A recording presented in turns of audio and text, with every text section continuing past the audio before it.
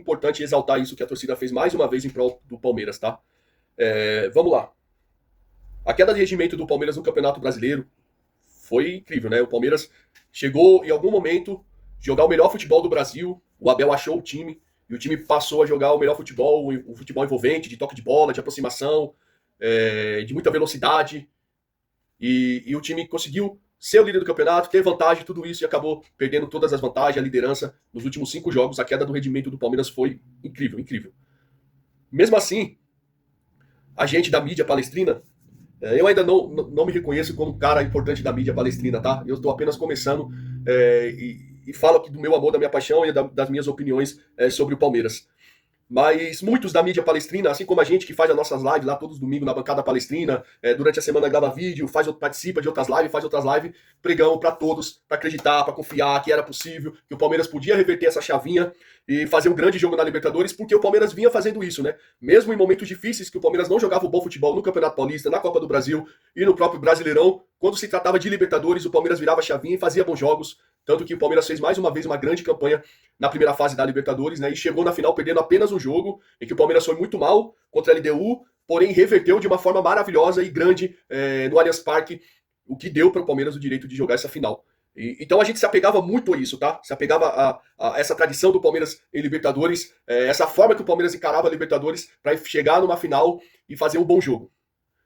A gente cansou aqui de falar, as pessoas vinham, retrucavam, debatia com a gente, criticavam, e a gente, pessoal, vamos lá, vamos ter fé, vamos acreditar que é possível, o Palmeiras pode, o Palmeiras consegue, vai reverter esse jogo, vai se superar, isso faz parte da nossa história. E galera, assim, na moral mesmo, isso é algo que de fato eu acredito, tá? Eu, como torcedor, vou acreditar no Palmeiras até o final, mesmo com o Palmeiras ruim. Pô, eu já vi o Palmeiras ganhar uma Copa do Brasil em 2012 com um time ridículo e depois cair. Quer dizer, aquele título não era para ser Palmeiras e foi. O Palmeiras conseguiu superar e conseguir. Chegamos em várias finais, sendo patinho feio, fomos campeões. Então, isso faz parte da nossa história. E eu, como torcedor, tenho a obrigação, para mim, de acreditar até o fim. E acreditar que o Palmeiras vai mudar a situação, vai se superar e vai conseguir ser campeão. Eu penso dessa forma, tá? Eu sou assim. E aí chega o jogo da final da Libertadores. Assim, eu já achei um pouco estranho, já na escalação, mas já imaginava que seria esse time, até porque os 11 que começaram jogando foram os que não viajaram pro Sul. Então não teve muita surpresa por aí. Questionava, talvez, a entrada do Rafael Veiga começando a jogar. O Rafael Veiga que é o grande ídolo do Palmeiras, a gente sabe disso, a gente fala isso toda hora. Porém, não vive, pelo menos os 2 últimos anos, não vive 2 grandes anos, né? Mas beleza, saiu a escalação, pô, cara, não tem mais o que reclamar. É esses caras que vai começar jogando, é esses caras que o Abel escolheu, que treinou, que se preparou. Cara, vamos acreditar nesses caras. Quem sabe o Rafael Veiga talvez seja o cara que mais foi questionado na escalação, seja o dia do Rafael Veiga e ele volta a fazer gols importantes, como já fez no passado em finais. Foi muito importante o Rafael Veiga, tem números sensacionais em finais. Então vamos apoiar esses caras, vamos apoiar, vamos acreditar, vamos lá. Eu repito novamente, é o que o torcedor precisa fazer e eu penso dessa forma. Acreditei demais, cara, que o Palmeiras poderia fazer um grande jogo. Mas aí a gente precisa pontuar algumas coisas, né? Como eu falei, né? Pô, são os 11 que vão começar jogando, que o Abel Ferreira escolheu, preparou e treinou para esse jogo, né? Porém, o que vimos dentro de campo foge totalmente disso, tá? Totalmente disso. E agora a gente vai entrar na questão do jogo. O Palmeiras entrou com uma ideia de segurar o Flamengo, né? De marcar o Flamengo. O Flamengo todo o tempo, desde o começo, o Flamengo sai com a bola, todo o tempo o Flamengo se propôs a jogar bola, tentou trabalhar a bola, e o Palmeiras fazia até uma boa marcação, tá? O Palmeiras fechava bem a marcação, o Flamengo tinha muita dificuldade para conseguir entrar, mas girava a bola a todo momento, tentando romper as linhas do Palmeiras, tentava pelo lado, tentava pelo outro, tentava pelo meio, às vezes arriscava algum lançamento ou outro para explorar a velocidade dos seus pontas e do Bruno Henrique, mas o Palmeiras estava bem postado na questão defensiva. O grande problema do Palmeiras era na hora que tinha a bola. Quando o Palmeiras conseguia recuperar a bola, e a vantagem de posse de bola chegou a ser 70 e pouca pro Flamengo, acima do Palmeiras, posse de bola não ganha jogo também. Mas o grande problema do Palmeiras é quando o Palmeiras tinha a bola e tinha a oportunidade de trabalhar e de criar a bola, qual que era a jogada do Palmeiras? Chutão pra frente, Flaco Lopes, ele dava um passo pra trás pra tentar desviar essa bola de casquinha pro Vitor Roque. E assim, foram inúmeras vezes isso, tá? Quando não foi com o Carlos Miguel, quando não foi com o Fux, quando não foi com o Gomes, qualquer um outro tentava isso. A jogada do Palmeiras era essa. O Palmeiras tinha um pouquinho mais de saída quando chegava no Alan. O Alan partia para uma jogada individual, partia para uma jogada de velocidade. Quando não chegava no Alan, era essa a jogada do Palmeiras. Chutão para frente, Flaco Lopes tenta desviar e o Vitor Roque pegar a segunda bola. E várias vezes eles se entenderam, não sei se vocês perceberam isso. O Flaco Lopes faz o desvio, que o Vitor Roque acabou não indo, o Flaco olhava para ele, tipo assim, por que você não foi? É muito pouco, né, galera? Para você enfrentar um jogo de Libertadores e querer jogar dessa forma, sofrendo o tempo todo, vendo o seu adversário com a posse de bola, te atacando toda hora, e quando você tem a oportunidade de ter a bola nos pés e criar alguma coisa, tentar construir algo, você rifa a bola e facilita para o adversário, para o zagueiro cortar, ou a bola que passava direto acabava nas mãos do goleiro do Rossi. Outro ponto importante da escalação do Palmeiras. Bruno Fux, que se destacou muito no Palmeiras em muitos jogos que ele entrou como primeiro volante. O Bruno Fux, ele mal era escalado no time lá no começo, se você lembrar. Tanto que na lesão do Murilo, o titular do Palmeiras foi o Mikael. Era Mikael Gustavo Gomes no Campeonato Paulista. Lembre-se disso. Quando que o Bruno Fux começa a ganhar espaço? Quando ele entra como zagueiro e vai bem, mas quando ele entra como primeiro volante, começa a se destacar pela qualidade da saída de bola dele. Aí ele ganhou espaço no Palmeiras, aí começou a questionar a presença do Murilo ou Bruno Fux, essa qualidade que ele tem para sair. E como é que o Abel escala ele na final da Libertadores? Zagueiro pelo lado direito. Abrindo mão completamente do melhor do Bruno Fux do Palmeiras, que eu entendo que foi o melhor do Bruno Fux, que era como primeiro volante. Ele passa a jogar como zagueiro pelo lado direito. Andrés Pereira, que se destacou muito no Palmeiras, atuando como meia. Depois, com a lesão do Evangelista, ele tem que recuar como segundo volante. Mesmo assim, ainda conseguiu fazer bons jogos, dominando o meio de campo, dando muita qualidade na saída de bola, ajudando na criação. Como que o Andrés Pereira é escalado nesse jogo? De primeiro volante para marcar. Qual foi a jogada que o Andrés Pereira conseguiu sair para tentar armar, para tentar construir? Eu, sinceramente, não me lembro. O que eu me lembro é de o Andrés Pereira tentando marcar, e o Andrés Pereira, que é um baita de um jogador, não é um cara de marcação. O Abel tentou fazer dele um Aníbal Moreno. Aí eu concordo, né, que o Aníbal Moreno vem aí, vários lances aí, acabou errando, e erros fatais, que prejudicaram muito o Palmeiras, e não poderia começar jogando. Mas, pô, por que não entra com o Fux de primeiro volante? Dá mais a liberdade pro Andrés como segundo volante para tentar construir. O Abel entendeu que o Andrés Pereira tinha que jogar na frente de uma defesa, como primeiro volante, e o Bruno Fux jogando de zagueiro pela direita.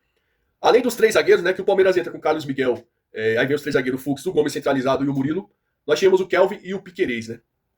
O Kelvin funcionava para fazer associação com o Alan, né? Tentar fazer essa troca na saída de bola, o que também não funcionou, tá? As poucas jogadas que saíram foram o Alan mesmo que criou. O Kelvin mal conseguiu subir e chegar ao fundo, que era para cima das qualidades do Kelvin, chegar na lateral e criar alguma jogada, ele mal fez isso. Do outro lado tínhamos o Piquerez. Quem era para fazer associação com o Piquerez? Eu imagino que teria que ser o Rafael Veiga, mas o Rafael Veiga ficou ali praticamente como segundo volante inútil no jogo. Quem é que caía pelo lado esquerdo? Lembre-se. Vitor Roque toda hora estava caindo pelo lado esquerdo, tentando jogar ali com o Piquerez. Quer dizer, a gente tirou o nosso jogador, que se destacou muito de jogar na linha do zagueiro e fazer essa ultrapassagem na velocidade, né? Outro ponto que eu quero chegar. Flaco Lopes. Como foi o melhor momento do Flaco Lopes jogando pela Sociedade Esportiva Palmeiras esse ano? Opine, galera, opine. Saindo da área e jogando muitas das vezes como camisa 10. Flaco Lopes vinha buscar a jogada e ali ele conseguia construir, muitas das vezes arrancando, fazendo boas jogadas de arrancada, muitas das vezes achando o passe, mas o melhor do Flaco Lopes do Palmeiras foi o Flaco Lopes saindo da área e vindo construir, como ele jogava lá no Lanús, lá atrás, no começo da carreira dele. E aí o Vitor Roque é que atacava as linhas da defesa, e essa dupla deu muito certo. O Abel foi numa coletiva e criticou o Flaco Lopes por sair muito da área. É fato que o Flaco Lopes estava fominha em alguns jogos aí, tentando decidir, vive o jejum de jogos, isso é verdade. Mas ele criticou o melhor do Flaco Lopes na temporada, e aí o que vimos na final da Libertadores? Um Flaco Lopes enfiado na área, inativo, sem criar nada, sem a bola chegar nele. Quer dizer, o Palmeiras jogou 90 minutos sem conseguir dar um chute no gol, sem criar uma oportunidade de gol. Talvez a única oportunidade foi no finalzinho, que a bola sobra pro Vitor Roque e ele tenta chutar e é travado pelo Danilo. A única oportunidade do Palmeiras, que nem foi algo criado, tá? A bola cruzada na área, o Gomes desvia, sobra pro Vitor Roque. É muito pouco, galera. É muito pouco. E quando a gente vê as mudanças do Abel, piora ainda mais, tá? Vamos lá, vamos pensar no que o Abel fez, as mudanças que ele fez. Ele tira nosso melhor jogador em campo, que foi o Alan. Era o único que tentava ir pra cima e conseguiu algumas boas jogadas para me colocar o Facundo Torres. Quando foi que o Facundo Torres teve alguma importância na temporada do Palmeiras? Em muitos jogos o Facundo Torres não estava nem entrando. De repente ele vira a solução para uma final. E aí você me tira o melhor jogador que a gente temos para colocar o Facundo Torres. Cara, é difícil. A gente tenta analisar, mas é difícil. Ele me tira o Kelvin, que não fez nada demais, para me colocar o Giai, que não sabe cruzar uma bola na área. Depois ele começa a tirar zagueiro, coloca Sousa, o Felipe Anderson entra e acaba se machucando, mas beleza, o Felipe Anderson se machucou. Mais um jogo importante, o Felipe Anderson entra, se machuca e acaba não conseguindo nos ajudar. E entrou até bem, o Felipe Anderson fez uma jogadaça ali na área, ali, poderia até ter nos ajudado um pouco mais.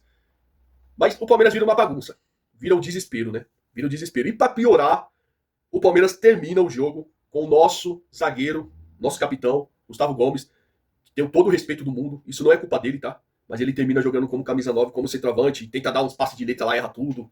Cara, olha a bagunça que o Palmeiras tava pra jogar uma final de Libertadores. Isso é inaceitável. Isso é inacreditável. Se você defende o Abel, cara, beleza. Parabéns, cara. Mas será que dá pra defender o Abel numa final dessa? Será que dá pra defender o Abel numa final dessa? Vamos parar pra pensar um pouco. Eu não vou ficar aqui fora Abel Pardal. Cara, eu nem gosto dessas coisas, tá? Mas eu tô trazendo aqui o histórico do jogo, na minha opinião, na minha visão, e quero saber a sua opinião também. O que o Abel fez com o Palmeiras, cara, nessa final de Libertadores? E o que a final trouxe, de tudo que a gente falamos lá atrás, não, vai mudar a chavinha, vamos acreditar, foi a extensão do que vinha acontecendo no Campeonato Brasileiro. O Palmeiras, que em 5 jogos do Campeonato Brasileiro, sendo líder, ganhou apenas 2 empates em casa e perdeu o Campeonato Brasileiro, tá? O Flamengo precisa de um empate para ser o campeão. O Palmeiras se perdeu totalmente, taticamente, tecnicamente e muitas das vezes fisicamente. O Palmeiras ficou devendo. Chegou para jogar uma final de Libertadores com uma ideia de jogo inaceitável. Inaceitável. Não dá para jogar contra o Flamengo com medo que o Palmeiras jogou. Pô, que o Flamengo tem um bom time, é verdade. O Flamengo tem um bom elenco, é verdade. Pô, mas como você vai encarar uma final jogando dessa forma? Aonde você não quer jogar.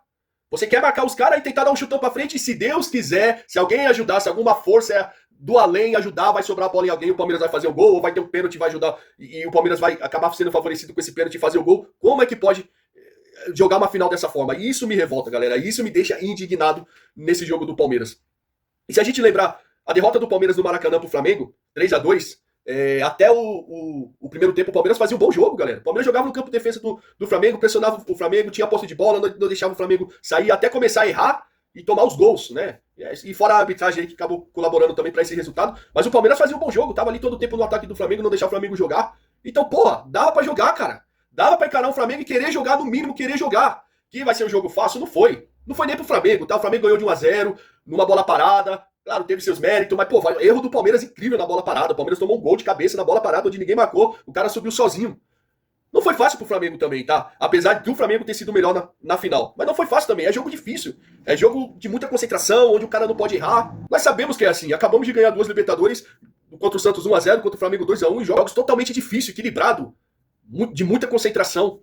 Então não foi fácil pra eles também, tá? O Palmeiras, apesar do péssimo jogo, ainda consegue ser um time que briga, né? Que é competitivo, né? O Palmeiras ainda consegue, ainda assim, jogando mal, ser um time competitivo.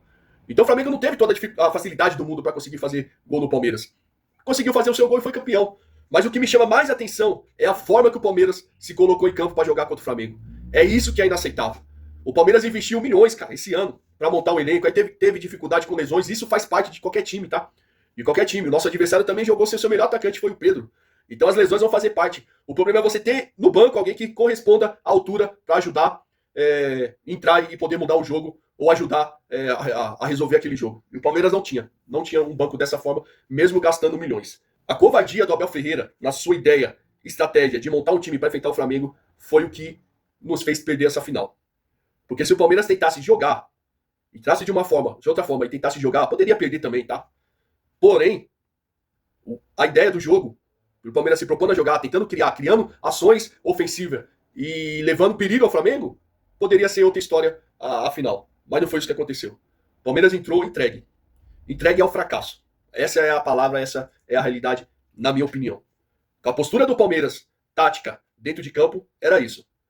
O sentimento de quem torcia, é claro que nós estávamos torcendo ali demais, o Palmeiras conseguia achar um gol, fazer um gol, pelo amor de Deus, nos ajuda, apelando para todos e tudo, mas quando a gente viu o jogo em si, via o Palmeiras cada vez mais longe do gol e o Flamengo mais perto de conseguir fazer o gol. Quando o time não chuta uma bola no gol em 90 minutos, é óbvio que o adversário vai ter a oportunidade melhor de fazer o gol. É difícil ingerir isso. O grande problema não é ganhar ou perder, cara, mas a forma que o Palmeiras jogou nessa final, isso incomoda demais. Isso incomoda demais. E quando a gente passa para tratar e pensar sobre o Abel Ferreira, e aí vem a galera que defende, o Abel é intocável, o Abel precisa ser cobrado, pessoal. O Abel precisa ser cobrado. E o sentimento que a gente tem olhando por fora é que isso não acontece. Tudo que é de errado que acontece com o Palmeiras, eliminações, tudo isso, vem a presidente do Palmeiras passar a mão na cabeça do Abel, passar um pano e ainda falar que vai renovar o contrato dele por mais 2 anos, independente dos resultados, tá? E vale lembrar que nos últimos 2 anos, o Palmeiras ganhou o Campeonato Paulista apenas, mas o Palmeiras não vem jogando grande futebol. O Palmeiras vem tendo muita dificuldade. E a gente tenta, e eu admito isso como torcedor, e um cara que tá falando ali na internet, passar um pano, quando a gente fala E o Palmeiras se reestruturou, chegaram novos jogadores, para ter calma, com jogadores que pode acontecer e tudo isso. Mas a realidade do Palmeiras e do Abel Ferreira é essa. Ele não consegue extrair um bom futebol do time. Não deixa de ser competitivo, repito, o Palmeiras é sempre competitivo, mas a questão de jogar futebol, o Palmeiras vem tendo muita dificuldade nas mãos do Abel Ferreira. Ele muda taticamente, de um jeito, de outro, tenta. Tivemos até bom momento no Campeonato Brasileiro, mas logo se perdemos isso daí. E aí a galera fala assim, né? Pô, mas perdemos o Lucas Evangelista e o time acabou. Cara, mas não dá pra jogar na conta de um só jogador, de 11, de 10 da linha, você perdeu um só jogador e o time acabou. O Lucas Evangelista, que é bom jogador, que realmente se encaixou no Palmeiras e ajudou o Andreas, o Felipe Anderson, que vinha jogando bem, a se encaixar também no meio de campo. Mas só que ele não é nem um craque. Ele não é o craque que vai pegar a bola e vai resolver o jogo. E foi questionado muito logo após a saída do Richard Rios, a entrada do Lucas Evangelista, tá? Depois encaixou, acabou dando certo. Mas não dá pra falar que o Palmeiras caiu tanto de produção só porque perdeu o Lucas Evangelista no segundo volante. Não tem como. Vai muito além disso. Vai muito além disso. O time que ficou, que não viajou pra Porto Alegre, que ficou aqui se preparando pra treinar, chega em campo e oferece isso pra gente. Há jogadores em má fase? Sim, há jogadores em má fase, né? Eu citei o Rafael Veiga, mas existem tantos outros no momento ruim. Porém, a forma que o Palmeiras jogou essa final e vem jogando os jogos da reta final do Campeonato Brasileiro, com certeza ajuda muito os jogadores não render. Isso é um fato, tá?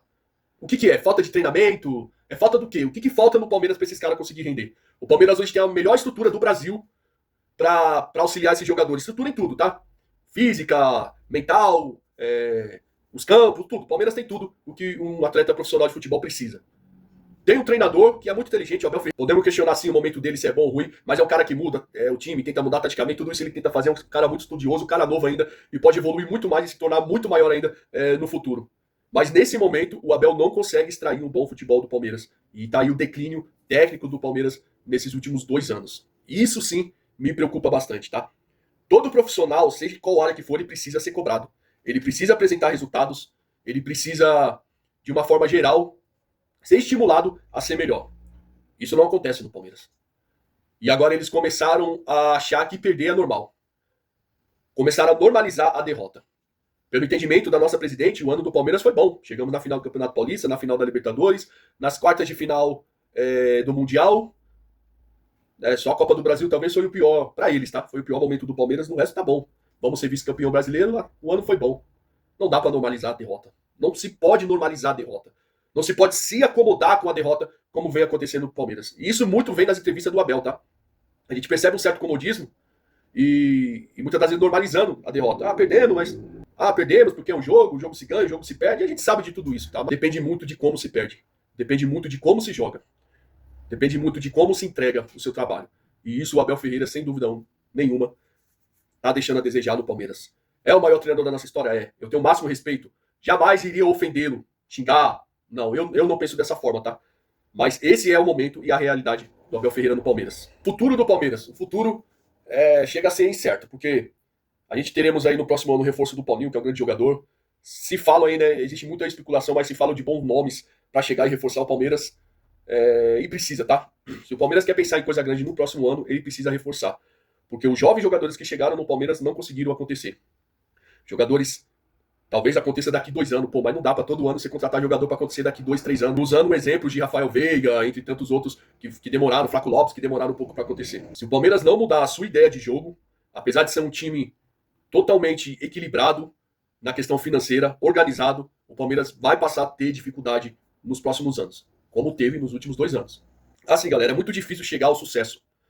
Para você conquistar e chegar ao sucesso é difícil, é muito trabalho, mas quando você chega no sucesso para se manter, é mais difícil ainda. O Palmeiras com o Abel chegou ao sucesso, no alto, do mais alto nível da montanha, mas na hora de se manter lá, a cada ano o Palmeiras vem decaindo ainda mais. Não só pela falta dos títulos, porque os títulos ele tem que ser cobrado do Abel, tá? Ele ganha muito bem para isso, e o trabalho dele é esse, é ganhar títulos.